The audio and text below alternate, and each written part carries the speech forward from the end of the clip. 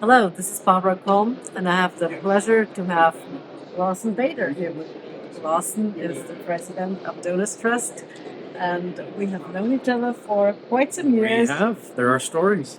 Oh, yes, there are. We But we we won't have not tell talked them. about that. No, never. As Matt Kinney said, what Oh, yeah. happens at the roadshow stays at the Exactly. roadshow. That is precisely. And, but we are not here to talk about the roadshow. I would like to ask you something about Donors Trust. Okay. Could you tell our audience what Donors Trust does, Sure. why they help think tanks, and why your mission is so important? So, thank you. Good question. Lovely to chat. So, Donors Trust is what's known as a donor advised fund. Donor advised funds are a very popular means of giving for US based individuals and entities. They've been around for some time.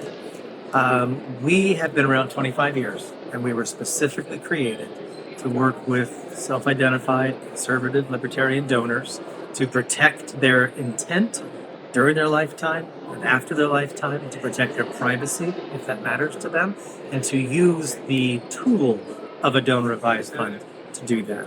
But our secondary mission, to your question, is we are specifically charged with safeguarding the intent for those who wish to support organizations promoting, defending, advocating for limited government, personal responsibility, and free enterprise. So a significant chunk of our gifts go to organizations globally involved in that work. Well, thank you very much for mentioning that because when we look at opportunities for donations, whether it's in Europe especially or the Middle East, it's very difficult for freedom-loving organizations or organizations who defend freedom to get money to be supported. You have two options. You either go to the government and receive subsidies, then you are on the hook, and you don't want that, especially as an individual, liberty, freedom-loving group, or you starve. Which many of the think tanks have. So, Well, we want creative destruction for the right reasons, not the wrong reasons. exactly. So, what advice would you give to those groups in order to raise money in an easier way, or to reach out, or to partner with groups, Sure. or to collaborate, divide labor, as we all believe in? So obviously, when it comes to philanthropy, the U.S. is a very charitable entity. It has been since its beginning, and there are a lot of dollars that are being sent elsewhere. That being said, there are many private foundations in the United States that, for administrative reasons, don't always send money to non-U.S. NGOs. This is a particular struggle or challenge that I have. There are exceptions. There are so many freedom-loving organizations outside the United States, of course. And so there are a couple of mechanisms by which Donors Trust can provide. It's called fiscal sponsorship. It's a means of making it easier for U.S.-based individuals to receive tax benefits for supporting those groups, even though those groups may not actually be located in the United States. And it allows us to introduce those groups to our networks and others with the hope that we're going to create a philanthropic marriage of sorts. Well, that is actually great. But let's really talk about the reasons why we should defend freedom and liberty. And you, having been the former CEO of Competitive Enterprise Institute, and have a long history in that field of research as an academic, as a writer, as a researcher, as a director of institutes. What got you into this field? What got me into the field was spending a lot of time behind the Soviet Union in the late 70s and the early 80s, when I came to a realization that the relationship of citizen and state is very important, and I don't want a wall around the citizen. I want the wall around the government. I think individual freedom is a core base of our creativity, but I think it's something that has to be actively worked on, because I don't think it always comes naturally to people. People like groups. They like to behave in groups, and they're sometimes more authoritarian than they should be by natural. So, defending liberty, promoting it, we have to spend the effort to realize that your liberty also promotes my liberty. And our liberty together is a collective benefit for society. And it keeps the state in a proper function, not an anarchic function, but a proper function. where the A citizen, limited function. a limited function, Right. where the citizen is the owner of what ideas he or she wishes to espouse and to do it in a cooperatively free exchange, and that's the system that we want, regardless of what the country is. That is true. So there are countries who are more free than others, and many of us have done research on that field. But what do you think would promote both individual and entrepreneurial freedom the most? Well, sometimes it comes down to the simplicity of property rights. And that doesn't always mean a plot of land, although it can mean a plot of land. It means someone's creative endeavor that they have explored, that is shared, that has a benefit. They should be free to promote that endeavor, to exchange and share that endeavor. So there's a regulatory structure to be as simple as possible to enforce contracts, because a property right without teeth is not a property right. Yes. And I think governments, and it's hard for governments to sometimes let go of a certain structure, but by doing that, you unleash the creative power of the individual. It's protective, and government ultimately benefits from that. So I think it's that protection and encouragement of property rights is at its core most important. Since you mentioned having worked and having spent time behind the Iron Curtain in earlier times, so their central planning was, the state of the art. If we look, It was high level. yes, if we look at what is happening these days in Europe, especially Brussels, which is also a centrally planned institution, or actually it goes out of there. And we have the 80th anniversary of Hayek's Road to Serfdom there. So, what did Hayek actually warn us in this great book? It's insidious. This road to serfdom happens more easily than we would wish to, because it happens when we are not taking action. Because I think the natural state of people is to be collectivists, and that's exactly what's happening. Look at it from monetary policy or budgetary policy. We now have most of the Western countries are in massive debt, with massive budgets, with large expenditures. And that reminds me of 1986 behind the Soviet Union, because that was the exact same situation those countries had as well. And now the West is behaving the same way. Yeah, irresponsible. It's irresponsible. It does not benefit the current generation, and it utterly destroys the next generation. Well, definitely. If we look at the debt levels that they have built, especially on pension, Right. on all those unrelated liabilities, Yes. that is tremendous. And it Perceptive. And it requires us, every generation, to remind of what can happen, because we have short-term memories. And we've not taught history well. Yeah, well, and the key values are responsibility, individual responsibility, self-responsibility, competition. What else would you say? Achievement principle? I think the idea of merit, I think, has a unifying principle. To create something. I think creative destruction is actually the most important economic concept that is not Another always Austrian understood. economics term. Exactly, it is, and it's hard. It can be painful. Yeah. And I think governments have a really hard time with that, because the average politician doesn't want bad things to happen.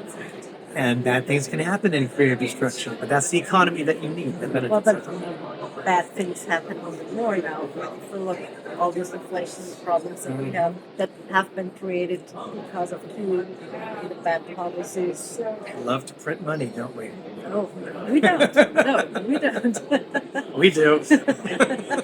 Well, I think you give away other people's money very We responsibly. do that too. Yeah, that's a better way of doing it. Well, and I think, but to your question about the principles, I think it's the personal responsibility aspect that, we want to live in a world that's not based on envy, where I think what is yours is not just mine, but I don't want to think what is yours is because you earned it off of me. That is not an appropriate mentality. Yeah, this entitlement principle that many people grow up with. That's or correct. Have grown up with. Parents have not done a good job teaching them the opposite. Well, and teachers obviously don't do a good job on that. There are exceptions, like your wife, for example, who's doing a fabulous job in what she does. Absolutely. But talking about teaching and educating, what books would you recommend to the next generation if they are interested in our way of thinking and in liberty, freedom, and It's a really good question. I think actually The Road to Serfdom is still one of the most utilized simple books because if people look at it as a history book, which I would not call it that, but if you look at it as a history book, you get more people to read it. I think that's actually been very, very useful. I think some of the larger entrepreneurial books about the idea of creative destruction, even the Steve Jobs story. Steve Jobs is, I'm not a libertarian, but what was created out of nothing captures the interests of a lot of people. So I think those sorts of biographies where they realize an individual did something to create an accomplishment that truly changed the world. I think those are some fantastic. That book, my friend Russ Roberts, Yeah. who has Econ Talk, likes to write fiction that are, imagine an economic romance where you teach principles. But that's the whole point, is that you're reading fiction, but you can relate to it. I think those are some books there that are some very useful ideas. And there are some films, and I know that you have created A lot of them here. And whiskey. Exactly. I was just going to mention, is that only iPencil, but there is iWhiskey. A certain producer is sitting here next to me. So can you tell us a little bit about Sure. this? So iWhiskey was entirely modeled after The Wonderful Story, which is another must-read for everybody. Leonard Read's fantastic poem about how you make a pencil. Well, by the same story, we created one called iWhiskey, which is the story of whiskey as a series of experiments and failures and government regulation and bandits and the whole process by which the world created whiskey out of nothing. And how it also, out of water. Well, it actually is a lovely story because alchemy was created in the Middle East. The idea of distilled spirits. It made its way to southern Spain. It ran into everybody making beer. All of a sudden, wheat and grain with distillation creates something else. It goes over to England, et cetera, and up to Scotland, and there you go. Which is most important. Which is most important. And so it's a lovely story about the possibilities of creating good when no one person is organizing it. So, how long is this? Well, it tastes good. Yeah, I know you have a weak spot for that. I have a weak spot for that. Okay, so, but what else would you have created? Which would I have created? Yeah, instead of, if you would not have produced iWhiskey, would you have produced iCigar? I would have done iCigar. I would all the illicit things that make life more interesting. Yeah, well, that government loves to tax and find revenue and try to change people's behavior. So yes, I would have done the ISIN. How's that? The ISIN. Yes. All the things that All are the supposed to be vices. sinful and viceful that we all would those do. vices. But well, Exactly. let's come back to sad things Yes. like taxation. Yes. So, what do you think will happen if we will have tax harmonization across the world? Oh, this is now a big challenge, and this will also depend on the outcome of the U.S. election. So we'll see That's how where I'm heading. That's where there is. Many people feel this election is about politics. This election is about economics, more so than it probably has ever been.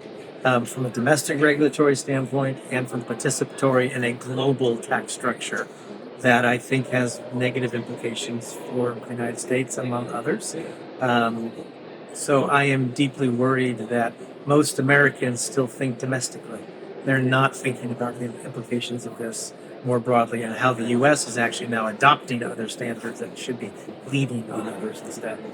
Exactly. Instead of being very competitive, being a shining example, rule of law, limited government. Yep. Even how we look at trade Yes, is I a was challenge. just going to bring that up because this is the next big issue with the entire decoupling thing and deglobalization and the supply chain issues that we see these days. And there is a strong anti-globalization strain currently in U.S. politics. Well, it's not only the U.S., unfortunately. UK, it's in a lot of, yes. What would you, and now I'm asking you as a former CEI president, what would you suggest to enterprises in this situation? How can we push against these policies? How can we educate our outside of businesses? finding islands where to put your wealth, which is becoming increasingly difficult and potentially illegal, so I'm not suggesting that. I think the biggest story we can talk about is still the power of trade and exchange, both in the idea sense and in the commodities sense, and how various protectionist measures at the end of the day might feel good but have a gross negative implication on that supply chain. Right now, more Americans understand supply chain because of COVID than they ever did before. And they're also looking at prices. Good example, I just had to replace 2 chairs in my backyard that broke. I found on Amazon where I bought them 2 years ago. The cost of replacing 2 chairs is what it cost for 4 chairs 2 years ago. And that's not that's partially supply chain, and that's inflationary among other things. And the problem is inflation's insidious. Yeah. You have to, when you see that start, that to me that was I am spending $300 more than I had to. $300 is not a lot per se, No, but times whatever, that becomes a global issue. So I think that's understanding that that deregulatory nature, that how it truly benefits people, and it's okay that it benefits someone in Austria. It also is going to benefit somebody in South Carolina. Because we will raise the tide if Exactly. we create added Right. value. But we for need the everyone. political pressure to keep that story consistent. And unfortunately, it's not a consistent story right now. Yeah, but this is why think tanks are there, and This is why think tanks, those groups yes. are here. And in the U.S., there's been a lot of litigation. Recently, the Supreme Court in the last 3 weeks has issued some very significant anti-agency courses. I think that will make it harder for some of the agencies to behave, puts more pressure on Congress to actually act as they should. And my hope is that we see a decoupling of some things, both in the environmental area, the social impact area, and my hope is that we'll see more global flourishing. And more freedom. And more freedom that comes More with that individual naturally. and economic freedom. Exactly. Well, Lawson, when will we see iCigar? You've already got my brain spinning. I've already got the first 2 frames figured out, so shortly. That is great. We're really looking forward to. So do stay tuned and have a look at iWhiskey until you see iCigar. There we go. Thank you, Lawson. You're welcome, Barbara.